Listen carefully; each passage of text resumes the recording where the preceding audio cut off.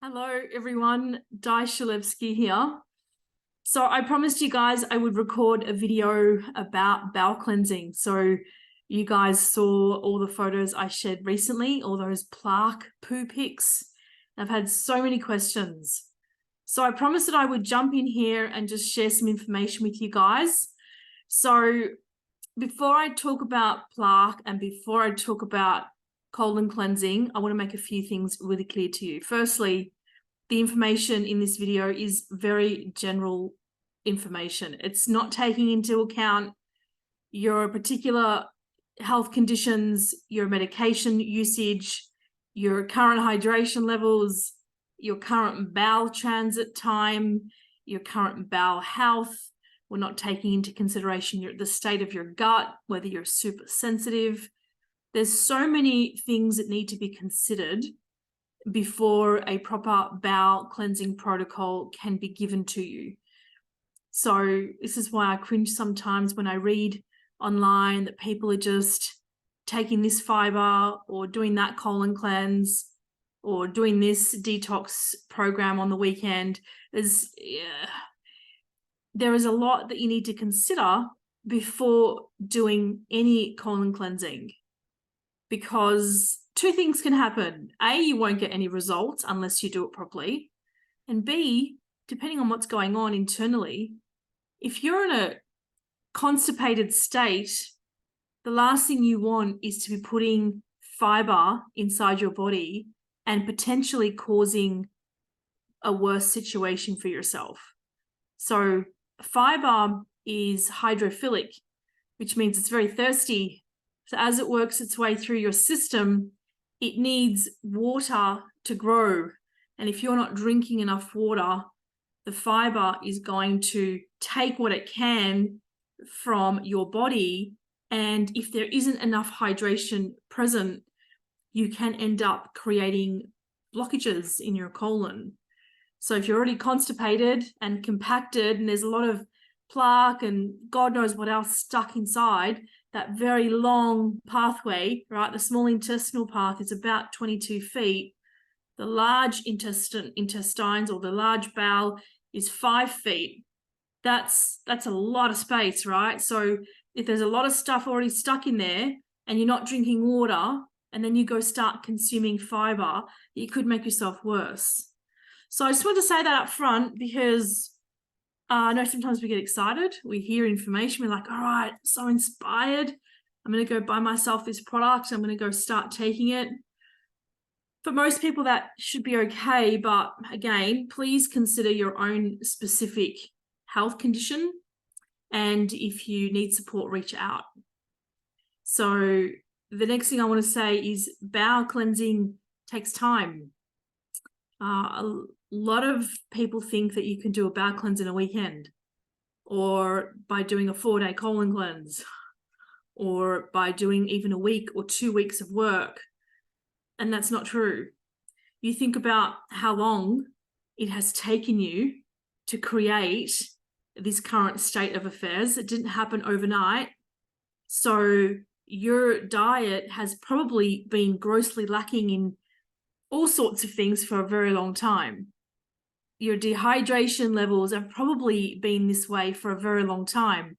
You can't just jump in to a bowel cleansing protocol without preparing the body and without making the required adjustments to make sure that you're going to be safe and that the work that you're doing is ultimately going to be effective.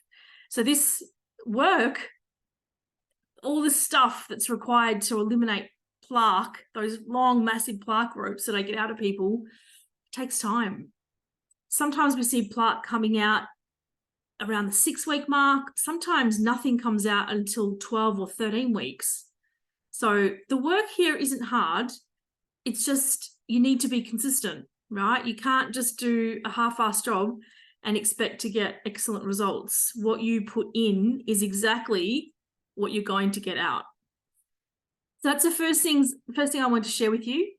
Just that background, just to make it really clear to you that it's not just as simple as popping a pill or having a scoop of some fiber.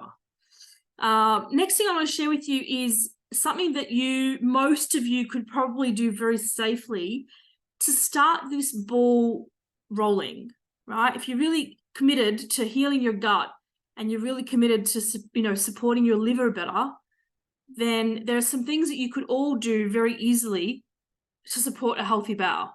Now, remember that the liver dumps all of its crap into the bowel, into the colon. So if the colon is clogged, the liver can't dump its crap. And so instead of it pushing all the stuff out that back door, a lot of the toxins that the liver is filtering is going to get recycled and reabsorbed back into the bloodstream, which is why you can't do any liver cleansing until you have sufficiently cleared that colon, which is why when you do my 8-week program, liver purging doesn't appear until week 7.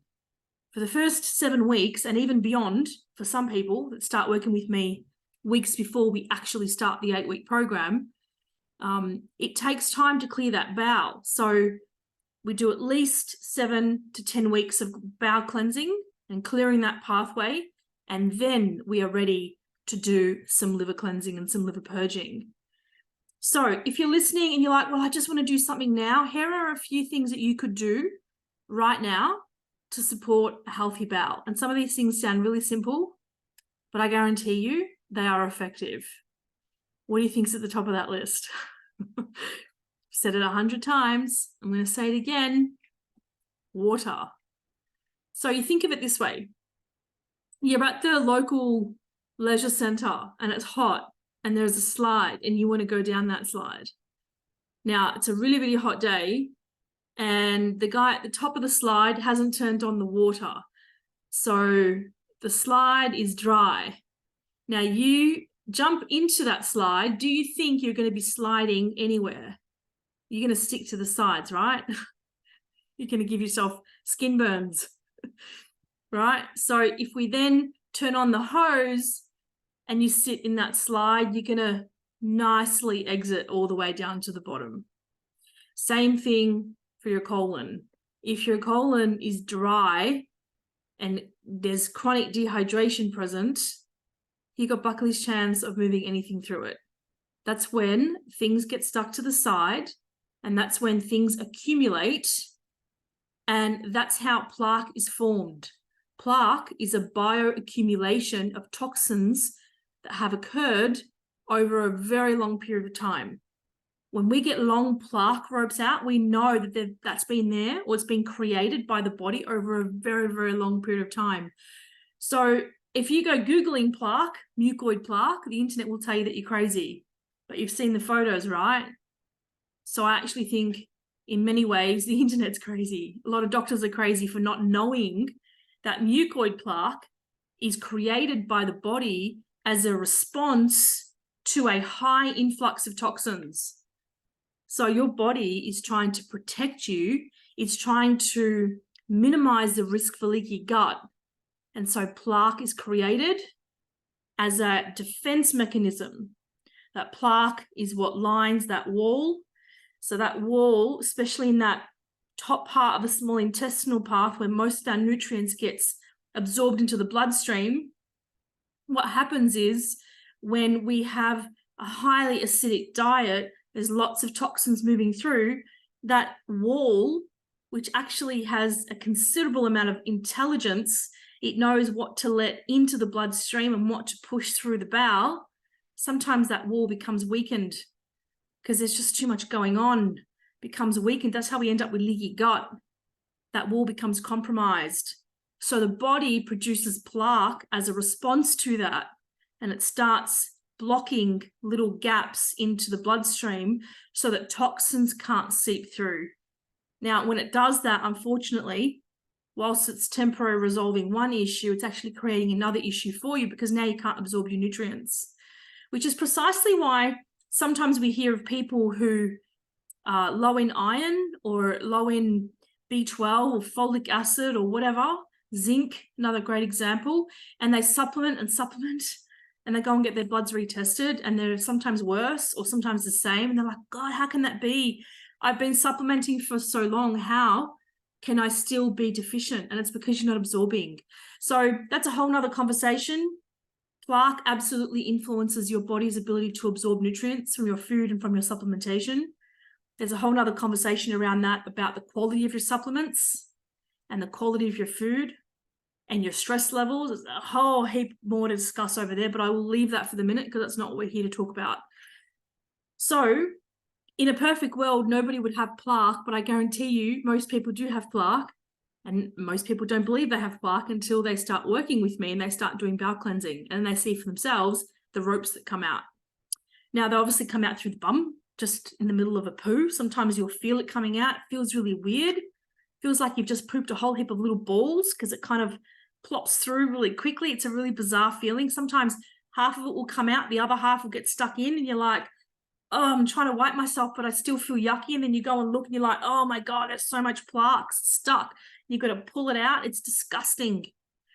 Now, the reason why I have these conversations with you is because the current state of affairs as far as our bowel cancer is concerned is 1 in 13 Australians are affected by bowel cancer. It's the second most common cancer. So lung is number 1, bowel is number 2. So this is really horrifying stats. And bowel cancer is a completely preventable disease. You may have an inherent predisposition for bowel cancer or conditions of the bowel, but that doesn't mean just because your dad had bowel cancer that you're destined to get bowel cancer. It just means you have a nurture point, right? You've got to take better care of your bowels. So if the worst case scenario activates based on your genetics, then you live a long, healthy life and you won't have any issues with your bowels. If that's the best case scenario. If the worst case scenario activates, well, then you'll end up with bowel cancer because there's that inherent weakness there of that nurture point. So bowel cancer isn't hereditary. The predisposition or the increased risk maybe, but the actual activation comes down to your lifestyle and the way you live, what you eat, what you drink, your stress levels. There's so many things that determine bowel health. So here are a few things that you guys could be doing right now, right? So I've already mentioned water. Now, I gave you that analogy about the slide, but it couldn't be simpler, yeah? If you don't drink water, things are going to get stuck to the side. It's as simple as that. So unless you're prepared to drink water, there's nothing more that is going to benefit you in this video. You can stop watching right now, okay? How many times people come and work with me, I look at their live bloods, I look at their iris, their sclera, I do an assessment, and I'm like, I literally can't do anything with you because you're not drinking water. So for me, safety is paramount. If someone's not drinking water and they're drinking 5 cups of coffee a day and they're not drinking any water at all, they're chronically dehydrated, why would I tell them to go drink fiber? That's not going to solve any of their problems. It's going to make them worse potentially. So I always err on the side of caution. So often I'll say to them, you know what, go away and drink lots and lots of water. And when you're consistently drinking 2.5 liters to 3 liters of water a day, then come back. And when you're drinking 3 liters of water a day, man, there's so many things I can do with you. I can put you on a bowel cleansing protocol. I can put you on a parasite cleansing protocol, so many things, right? But until you're drinking water, I can't do anything else with you. So that's the most important thing. Drink your water. And you might go, well, how the hell am I meant to drink 3 liters? Well, you don't have to drink it all at once, but I can drink 3 liters. If I can do it, you can do it. Most of my coaching clients drink 3 liters. In fact, most of them drink a little bit more. They can do it. You can do it. It's not physically impossible. You just need to find what works for you. So get up in the morning, have 500 mils. At about 10:30, have another 500 mils. At about 12:30, 1 o'clock, have another 500 mils. If you do that every couple of hours, you'll easily smash 3 liters. Put little reminders in your phone so you don't forget. It's really not hard. It's only hard if you say it's hard. You know, the excuses I hear from people are sometimes mind-blowing. Oh, I can't. I just don't have time to drink water. Do you know how fast you would create time if you got a diagnosis? I've seen it so many times. And unfortunately, what you think you're saving today, whether it's time, whether it's money, whether it's whatever, you're actually paying for this shit in the long term. It catches up with you. And so if you don't make time for your health now, you will be forced to create time for your illness later. If you get the diagnosis, everything stops. All of a sudden, you have no choice. You'll have to find time to go for your CT scan, for your x-rays, for your blood tests, for your oncology appointment, for your specialist appointment. You'll find time because you have no choice now. Why would you wait for that? Why would you wait for it? How simple is it to avoid disease or reduce your risk considerably just by doing a couple of extra things in your day? Everyone can drink water. Now, if you're like, well, every time I drink water, I have to rush to the toilet. If it's going straight through you, well, that tells me you're drinking crappy water. Your body's not absorbing. So look at the quality of your water. If you're drinking bottled water, what's your body going to do with bottled water? It's rubbish. Rubbish water has no mineral content. It's lifeless, dead, acidic water. No wonder your body's turfing it out as quickly as it can. Can't do anything with it. Can't absorb it. It's got no mineral content. So check the quality of your water. And if your quality of your water is excellent and you're still peeing every 5 minutes, well, that tells me that your kidneys are weak.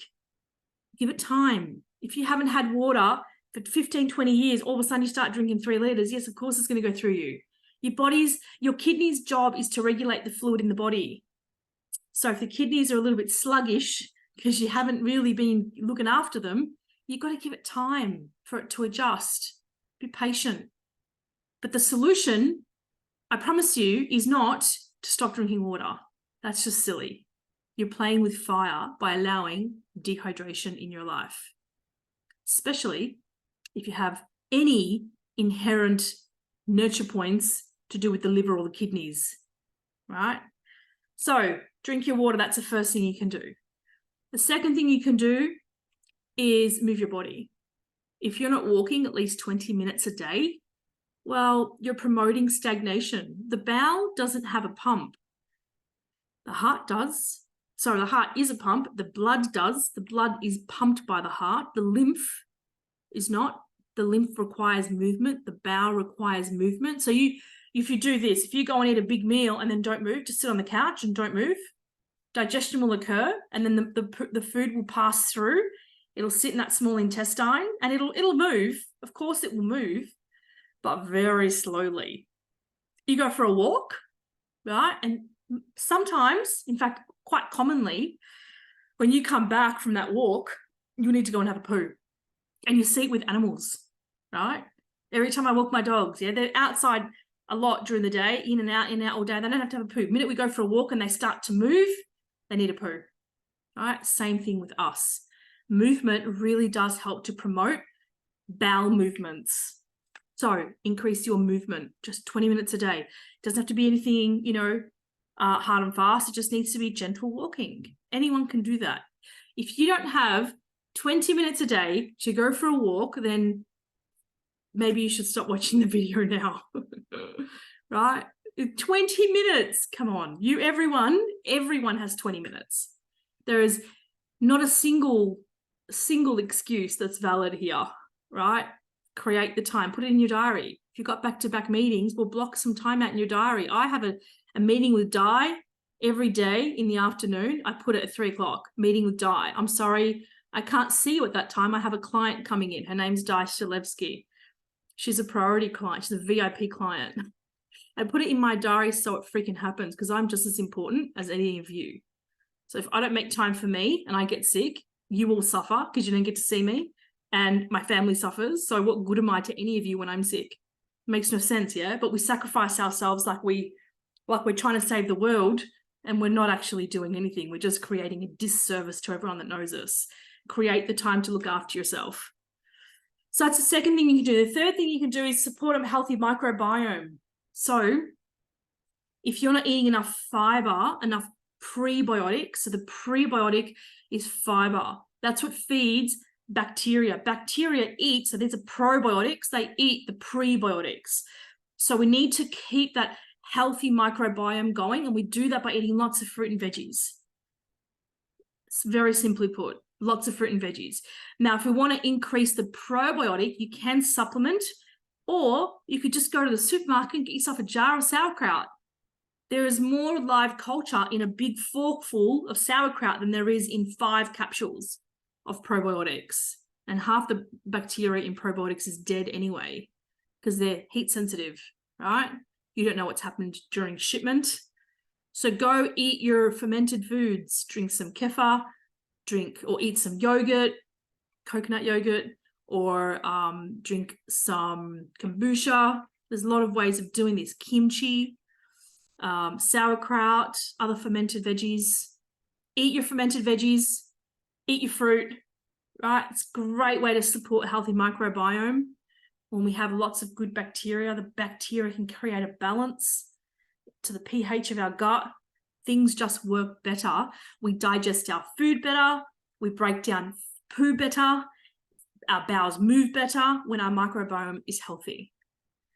So it's simple, right? So far, very simple things. Drink your water, go for a walk, probiotics and prebiotics. Everyone can do that. It's very safe. I promise you that nothing can go wrong if you do those things. Nothing.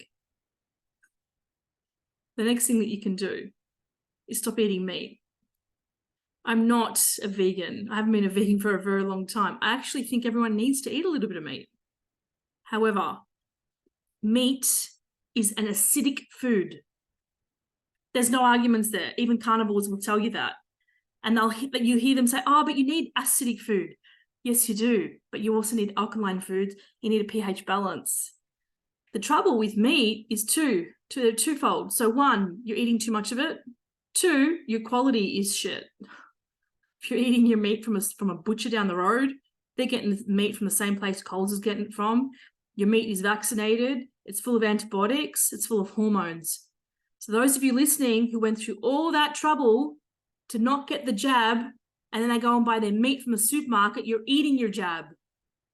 Your cows are vaccinated. Your chickens are vaccinated.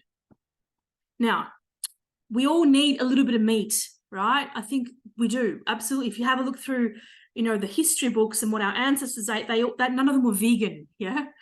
Even the longest lived cultures on the planet in the blue zones eat a little bit of meat, but it's 90% plant-based. Now, why is that? Because we don't need that much protein. Everyone thinks we need all this protein. Where does your cow get his protein from? He's not eating other cows. There's protein in all plants, okay? Where does the horse, thoroughbreds, race horses, where do they get their protein from? They're not eating other horses. They're eating freaking hay, yeah, and grains. So it stands to reason that, if they can do it, we can do it.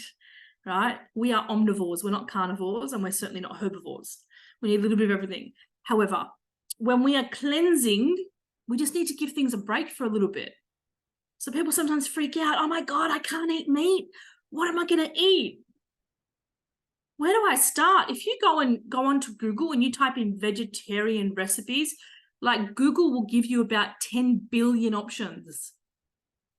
What do you mean? What are you going to eat? You'll be fine. I promise you'll be fine. There's 100,000 gazillion recipes out there that you can choose from. And you will, once you just release the resistance and just think outside the square, because that's where the magic happens. It doesn't happen whilst you're comfortable. No great stuff ever happens whilst you're comfortable. Okay. The magic and the transformation happens just outside your comfort zone. So if you can get rid of that bullshit story that you're telling yourself that you need meat, how am I going to survive without meat? I can't go to the gym if I'm not eating meat. So if you get rid of that just for 5 seconds, then maybe you can have a look at all the other possibilities. And that is just releasing some burden on your liver and on your colon, because unfortunately, meat takes the longest to digest. Now, yes, bowel transit and enzymes play a role here. If you've got really low enzymes, your meat can take 5 days to digest. If you've got really great enzymes, it could take 2 days to digest. How do you know? How do you know what your enzymes are doing? You can come and have an radiological assessment and I can give you some guidance. But if you're still sitting on that screen and you don't come and see me and you're trying to figure it out on your own, how are you going to know? It's not easy to figure out how fast your bowel transit is. One thing you could do if you really wanted to try and work it out for yourself is you could do the corn test. If you do a tablespoon of corn kernels, and you do a couple of tablespoons, actually you do that on day 1, and you don't eat corn again for the whole week. And then you just monitor your bowel movements. And every time you have a poo, look at it, right? People go, I don't want to look at my poo. Well, then don't look at it. Don't look at it and don't find the information that you need to heal your gut. It's all a choice, yeah? All your choices. So you can push the excuses out of the way. Those stories that you're telling yourself about how poo's disgusting. Yes, poo is disgusting. You know what's more disgusting? Bowel cancer, right? Look at your poo. So you look at it every day and you have a look, right? So if on day 3, day 4, you can still see corn coming out, yeah. But if you can still see corn coming out day 6, day 7, okay, now we've got a problem, right? Corn shouldn't be taking that long to digest, and it shouldn't be taking that long to move through the tract. So we know that we have slow bowel transit. So if you have slow bowel transit, and most people do because of their stress levels and their dehydration, well then why would you be eating meat 3 times a week, 4 times a week? You think about this, you eat meat on Monday, and then you eat meat on Tuesday, and then Wednesday, and then you wonder why you're full of plaque. Because that meat hasn't got a chance to make its way out, that you're already chucking more meat in. You've got all this like intestines stretching and splitting and creating all sorts of pockets and crap in the actual path, because there's so much fermentation happening. It's blistering and it's bubbling, and it's creating all these off gases, and it's burning the wall of the intestinal path because there's so much acid coming through, and it's sitting there for way too long, right? And then you're eating it 4 or 5 times, so you constantly got meat moving through. It's not healthy, guys. It's really not. We're not meant to eat meat as much as we do. Never in history was meat available like this. So the carnivores can argue until they turn purple that, but all our ancestors ate meat. Yes, but they didn't go to Coles, did they? And our ancestors didn't sit in front of a computer all day long and didn't sit like this all day long, right? They had lives outside. We don't. We live very, very different lives. So we can't compare ourselves to what our ancestors did and ate, because we live very, very different lives, and we're exposed to thousands and thousands of chemicals and toxins that our ancestors were not exposed to. So even assuming for 1 second that they ate meat daily, right? I don't know where they got it daily from, but assuming for 1 second they ate it daily, well, their bodies were very different. They could digest it a whole lot better than we could, because they were moving constantly. They weren't stressed out of their minds. They were living in communities. It was a very, very different life. Today, we're indoors all the time with artificial light, artificial air. We're always rushing. We never connect with our food properly. We're always eating in a hurry. Half the time we eat and quickly do the dishes, so we want to sit on the couch for a little while. We sit down for too long. We're not moving enough. There's so many things working against us today. On top of that, our extreme stress levels that we've never had before. And I could talk about stress for hours, right? Because there's a lot of things that play into that. So for all those reasons, we cannot eat meat every day and expect to live long, healthy lives. It's just not how this works. So whilst you're bowel cleansing, we want to give the bowel the best opportunity to just take a break, and the best possible opportunity to just clear itself out, which is why we come off meat just for a couple of months. Oh, the difference would be extraordinary. You can't cleanse the bowel and putrefy the bowel at the same time. That's not how we get results. So it's your choice. You choose every step. You want to drink your water or not? Do you want to get your results or not? Do you want to move or not? It's your choice, guys. Totally your choice. So you do what works for you. I'm just sharing with you what I know works. Cutting out meat whilst you're colon cleansing works. Eating meat every day does not work. I've coached hundreds and hundreds of people over the years. It doesn't work when you eat meat. It really doesn't. So that's the third thing we can do. Fourth thing. The next thing, and before I move on, actually, meat and chicken take roughly the same time. Meat actually takes a little bit longer, but chicken is up there in terms of how long it takes to digest. But somebody asked a question about fish. Depending on the state of your digestive enzymes, depending on your bowel transit, fish, generally speaking, is a little bit easier to digest than meat and chicken. So if you're looking for an animal protein that you're going to enjoy and it's going to be easy to cook, then go for the fish. If, on the other hand, you're bowel cleansing and you know you've suffered from constipation, you're trying to give your gut the best possible chance, get rid of the fish too, just temporarily. Okay. Fish can take, for some people, up to 72 hours to digest if you've got like a sluggish digestive system.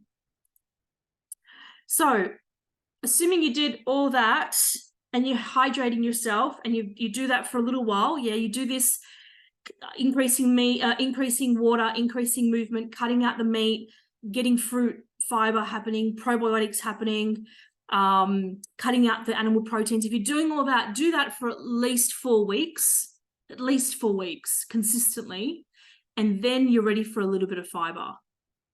Okay, a little bit of fiber. So if you want to go really slow, again, I don't know who's listening to this video, so I can't go, oh, just go to the full protocol. It might not be suitable for all of you, but what is suitable for all of you is this. Provided you're doing all the things I just mentioned, you could start with just 1 teaspoon of everyday fiber, the Quenda product. 1 teaspoon. You could do that just for a week and see how you feel, right? See how you feel. And then if your body responds really well and you notice a difference in your bowel movements and you're not getting clogged up and you're not getting headachy and that kind of thing, where you could just do the full protocol, which is just 1 scoop every morning. That's fine. But to give yourself a bit of, ease into it, 1 teaspoon to start with. And what you do with the fiber is you get a teaspoon, you get a shaker bottle or shaker cup, you put 400 mils of water, a teaspoon of fiber, you shake it and you drink it. Okay, it doesn't taste great. What health product do you know tastes fabulous? Unless it's got artificial sweeteners in it and all sorts of flavorings, right? These are herbs. These are colon cleansing herbs. So you can imagine how they taste. It's not great. But I've never had a single person who stuck with the process tell me that they regret it. They all hate ultimate fiber. They all hate everyday fiber, but it works. It works. It's 10 seconds of your day. So with commitment, you can follow all of what I've just shared with you and you'll get really good results. Okay, but you've got to not half-ass things. Don't cut corners. You don't end up with vibrant, excellent health by cutting corners. If you want excellent results, you have to put in an excellent effort. That's how this works. So that's something that you guys can take away. You can start doing that from tomorrow. Do not start the fiber prematurely. Make sure you do all those other things for a couple of weeks first. If you want some other things to support the elimination of all that gunk that's stuck in the system, that's when you could look at incorporating colonics, or you could do enemas at home. Okay. I have a webinar. I think I still have it on my YouTube channel. I'll send it to you if anyone wants it. Just PM me. It's about colonics. It was actually a webinar that I recorded with a colon hydrotherapist in Bendigo here in Victoria a while ago, but it's still got relevant information in it. So it's about like the myths around colonics, and because there's a lot of people that have no idea what they're talking about. They're like, oh, colonics are dangerous. You know what's dangerous? Dehydration. Right? Dehydration increases your risk for all cancers exponentially. That's dangerous. Right? Colonics are not dangerous. So I think 20 or 25 years ago, there was one case of someone hurting herself, but she was working with a practitioner who had no idea what she was doing and she wasn't properly trained. So yeah, do your homework. Make sure you get a practitioner that knows what they're doing. That goes for all things, yeah? Would you go and have acupuncture done with someone who's not qualified? Would you go and work with a live bloods analyst if they weren't qualified? And the list goes on and on, right? So do your homework.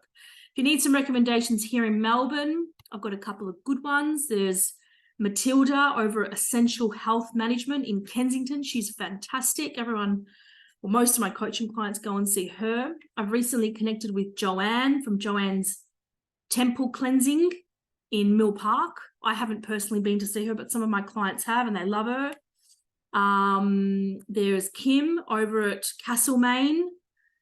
The business name escapes me. There's Andrea Jenkins over in the east. What suburb is she? I can never remember the suburbs. Anyhow, there's a couple out there. So if you need some more recommendations, Andrea's over near Bayswater, I think, that direction. Anyhow, if you need recommendations, reach out. Otherwise, buy yourself an enema kit and learn how to do them at home. Enemas, they're not as effective as a colonic, but they're certainly very helpful at getting shit out of the system. and also at relieving some of those detox symptoms that you may feel early on, like headaches and extreme fatigue and things like that. Okay. So a lot of information, right? It's a lot there, but really simple stuff. Yeah. So again, I stress to you guys that you can have excuses or you can have results, but you can't have both. So you choose. You choose how far you take this. You choose what work you do. I've seen what happens when people really apply themselves. I see the amazing transformation that is possible. It's just inspiring to watch. I pinch myself daily that I get to be a part of all of that. And then I get to see the other very small portion of people who have good intentions but just can't seem to make their health their number one priority, and they end up suffering for it. And you watch them suffer unnecessarily. Suffering is a choice. It's hard to watch, but you know, we all have to make our choices and we all have priorities in our life. For me, my health is always going to be my number one priority, because when I'm sick, my son suffers and so does my partner. So I just don't want to allow that for them. I know what happens also when, you know, you get the diagnosis. I watched my dad get the diagnosis when he was 36. He had a stroke and then he died at 45. Like, I saw the damage that created to my family. I don't want that for my son. So anyhow, we all have choices to make. I hope the information in this little video is helpful. I have no idea how long I've been crapping on for. Let me just have a look-see here. No, it doesn't tell me. So anyhow, I hope you've enjoyed this little video. I've probably gone on for a little bit too long. Feel free to share it. You can share it with whoever you like. I've got 1 or 2 appointments left this year, but then as of next Friday, I am going on leave until January 17th. My Christmas sale is still on. So up until next Friday, there are 30% off my services. My services are never discounted by 30%. I do it once a year at Christmas and that's it. So if you miss out, you'll have to wait a whole 12 months to get the same prices. So the live bloods package has come down from like $4.99 down to $3.49. So you're saving heaps. And the initial consult has come down from $180 to $129. So just to be clear about something while I've got you, the difference between an initial consult and the full package is the full package does the live bloods, the dry bloods, and the iridology and the sclerology, whereas the initial assessment just does the iridology. So you've got just the iridology, just the live bloods, or the full package that does it all. So it's up to you guys what you want. Obviously, the full package is always going to be best because there are lots of ways of identifying disease in the body. The iris, the colored parts of your eye, tells me so much about what's happening inside your body. The sclera, which is the white parts of your eye, that tells me a whole different level of information about what's happening internally. Your skin, I can look at your skin and see what's happening internally. I can look at your nails, I can look at your teeth, they tell me something. Your tongue tells me something about what's happening internally. I can do tongue reading. So live bloods and dry bloods is just another way of understanding exactly what's happening inside the body. It's just more information. It's another piece of the puzzle to help inform the best possible action plan. So people say, well, should I go work with my naturopath and get microbiome testing done? Yep. Should I go and get some bioresonance done? Yep. Should I go and get it all done? You know what I mean? The only thing that stops you really is budget. Because the more information you have about what's happening internally, the more you're in a position to go, okay, now I have the full picture. Now I know what I can do to resolve my health issues. So I hope that helps you understand what service to pick. If you have any questions, just reach out. All right, I'm going to stop talking. I hope you've enjoyed this little share. So much love to you. Thank you for watching. And if you've got any questions, let me know. All right, lots of love.